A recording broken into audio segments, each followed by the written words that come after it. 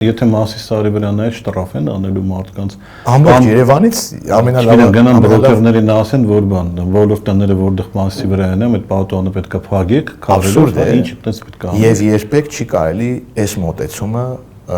բնորոշել կամ գնահատական տալ որպես ապիկարություն։ Սա մտածված քաղաքականություն է։ Սա դավաճանություն է, թշնամություն է արդեն։ Ինձ համար բոլոր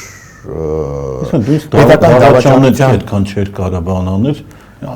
Ես իմ բանի եմ եկել, ոնց որ օրինակ թշնամին ու հանգիստ ապրում եմ արդեն այդ բանը, որովհետև դավաճան մարդը ինչ որ պրիձել պետք է անա, հուդան դավաճանից գնաց կախվեց։ Հա ինչ որ բան իրան կարելի էսպես չկա։ Կարելի էսպես սահմանել։ Սկզբում տեղի ունեցել պետական դավաճանություն եւ հետո արդեն որբիսի պայես քո իշխանությունը, ուղղակի դու վերածում ես թշնամու, քո իսկ երկրի, քո իսկ ազգի 150,000 մարդ անտեր անտունա դառնում, սալուտ են խփում։ Անհնար է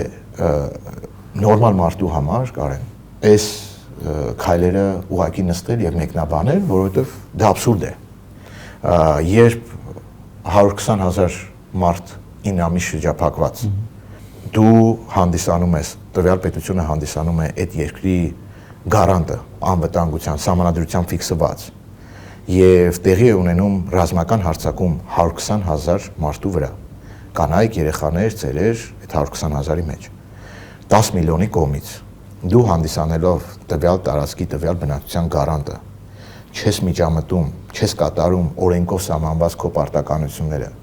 եւ հետո մեղադրում ես այդ 120,000-ին թե ինչի չեն կռվել մինչև վերջին մարտը, փախել են։ Մեղադրում ես ամենավերջին այլանդակությունների մեջ, ամենաստոր արտահայտություններն ես թույլ տալիս։ Եվ հետո, շատ ճիշտ նշեցիր, շարունակում ես զուգահեռ հենց այստեղ քո պետության մյուս հատվածում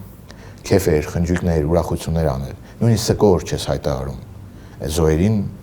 զոհերի իշտակը հարգելու եւ այլն, ինչպես կարելի է դա նորմալ մարդկանց նստել եւ վերլուծել։ Դա չի վերլուծվում։ Չէ, սա ինձ միշտ թվում է, որ մի օր կհավաքենք, ասեն ստոպսնյատը ցրվեք տներով վերջացա, որովհետեւ ես այս դոկումենտալ ֆիլմում մասնակցելու արդեն հավեսը չունեմ, բայց ելի ասեմ, եթե ինձ 10 տարի առաջ ասեր, որ sense բաներ են կատարվելու, ես կասեի, այս մարդը երևի հոգեկան հիվանդ է, անցի առաջ ընկել։